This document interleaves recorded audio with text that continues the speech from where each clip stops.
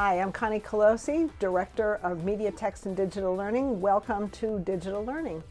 Our episode today, we are going to continue our tour of some media centers around Pinellas County Schools. We are going to visit Brooker Creek Elementary and Carwise Middle School. And I have with me our tour guide, Laura Woods, who is the project coordinator for library media here in Pinellas County. And Laura, you've been out visiting schools. You come back and you tell me, oh man, you should see what's going on. And I thought, well, let's look. So how did you pick Brooker Creek? Well, Brooker Creek is one of the elementary schools that started out, they had a beautiful library, but it was very old-fashioned. And when the Danielle Gabbert took over, she wanted to modernize it. And after we had talked and she had been able to read and do some research with us, she decided there were things she wanted to do to upgrade the library because there wasn't enough kids coming in. So she put together a very creative library that really pulls the kids in and gets the teachers engaged as well as the students. So I think that some of us have a view of libraries being kind of a dark, dusty, musty, quiet place, and where it's just sort of a big space. And, you know, we're really overcoming that here in Pinellas County Schools. And what are some of the things we're doing to change that? Well, a lot of the things that we are doing is upgrading the libraries, and I know people don't like it, but we are weeding the books a lot because there are old books. So let's clarify. We're not getting rid of all the books. Not all the books. No. We're weeding. We get rid of very old books, books that are out of copyright date. We've had some schools that have found books that were copyrighted in 1900. Yes, those books were actually given to classroom teachers to show students, but they were not left in the library. And of course, the books that have either been damaged, either well loved because they've been read to death, or because they may have mold or water damage, those books we get rid of. But in shrinking the hardback books areas, we can pull shelving out to make room for other wonderful things. Plus the fact that they all can purchase ebooks, which is books that are electronic, and they don't have to have them on shelves. They just put signs up everywhere that shows them, this book also has an ebook, you can check it out that way. But they also have now areas where they can build collaboration areas where teachers can bring classes in and the kids sit around together, and they have a TV they can project to, and they literally work on projects, and they can see what each other's doing on whatever their devices are, whether it be an iPad, a Kindle, a phone. It all projects. And of course, with so many reference tools available to us now, those shelves and shelves and shelves of encyclopedias, we don't need those. They quickly become dated. Well, they are dated, except for one important piece, and that is teaching children the skill of finding information using guide words and what guide words mean. And because basically guide words can be equated to keyword searches on the electronic databases. So they're teaching a skill. So when they're getting rid of those encyclopedias, they're literally giving them to classroom teachers who teach the skill because it's part of their curriculum. So that works. We share well. So let's take a look at the Media Center at Brooker Creek Elementary. When I first became the library media specialist here at Brooker Creek, it was very plain. It was just books. There were no computers in the media center.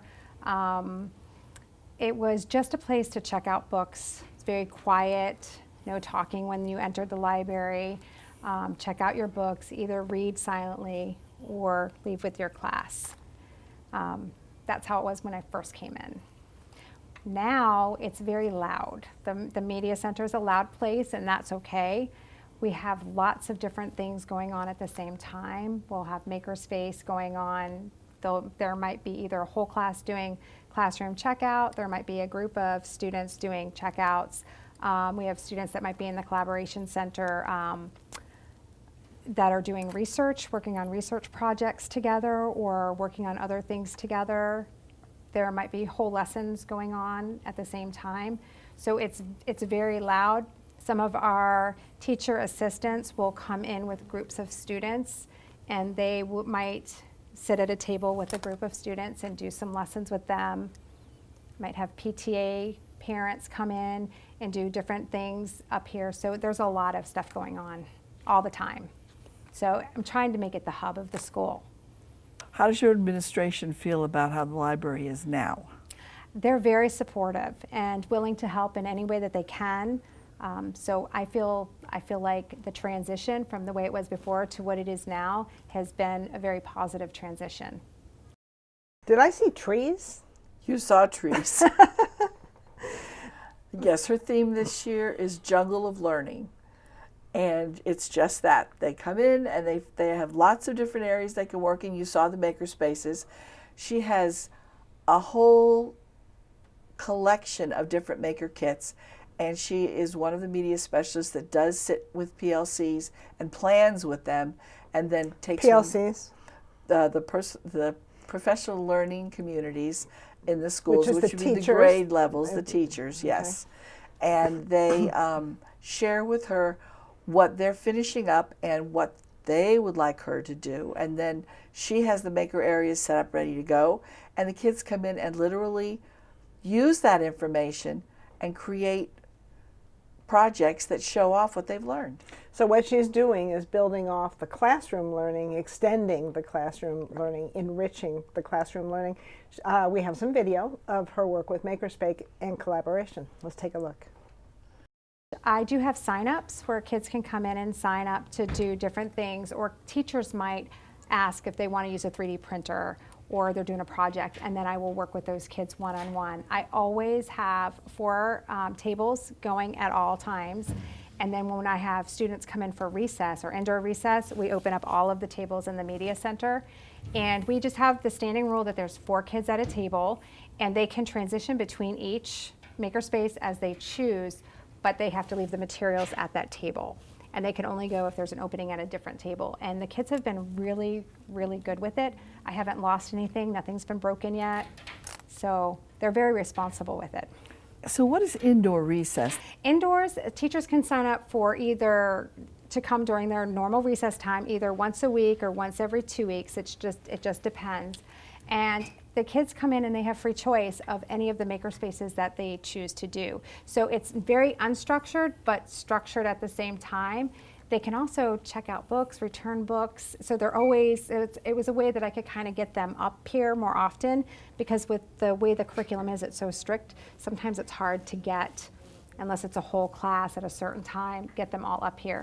And the teachers absolutely love it because they can come up here and they're not outside sweating with their class, and they're seeing all of the really neat things that the kids are doing. So there's still a lot of learning going on, and there's still a lot of movement going on. So I'm going to be bringing out more of the computers and robots. I have the little dash and dot. I have the Ozbot. I have all these other things that I'm going to be pulling out once the process of what we have now in place, which we're kind of at that transition now where I'll start pulling all of that other stuff out for them to do as well.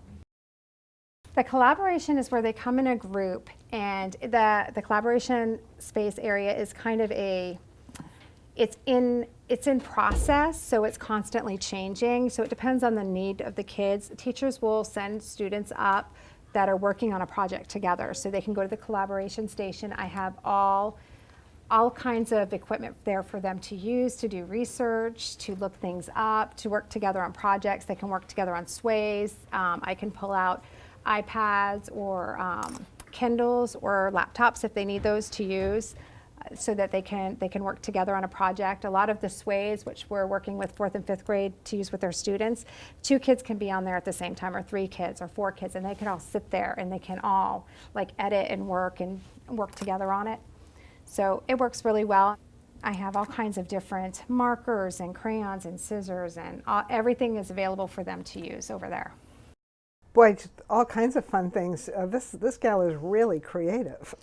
And that's true, especially because the elementary librarians have a little bit more leeway in the creative area, because they tend to be able to pull the teachers and the students in with the creativity. It's a little different in the middle and the high school, but the elementaries are allowed that creative, latitude. I'm sure that you didn't tell her that she had to find matching cups that match the color of pencils. Oh, no. But it came from her and how she wanted to express Yes. the atmosphere where she is. So, we have all these things happening, and I'm wondering, how do we know if it's better? How do we know if it's working? How do we assess the success? Well, with any of the schools, no matter what the level, kids are very stressed. They just are. There's so much happening in the classrooms. There's so much put upon them. They have to be able to read. They have to be able to study. They have to be successful in the classroom. They have all the testing that's happening in the classroom at the elementary level as well as the rest. So when they come to the media center, this is the time for them to be able to breathe, de-stress, and get creative at the same time. And their minds are engaged, and when they're engaged like this, there is no time for them to act out or do anything they shouldn't do because they're so busy thinking about what they want to do. They're happy, and therefore they are focused. So Danielle did share a little bit about how she knows that her process has improved. Let's hear what she has to say. Coming from the classroom, coming from teaching 5th grade, this is how I kind of envisioned in the classroom. I always had different things going on, and the kids were always able to do a lot of hands-on activities. And I really like it. The kids love it. So I'm okay with a lot of movement. I actually like it. When it gets really quiet in here, it gets too quiet. Sometimes I'll play music just because it's so quiet and I need to have that going on. And the kids really like coming here. They want to come to the media center. So they're constantly asking their teachers, and they're trying to get their class to come up here. So we have a lot of fun.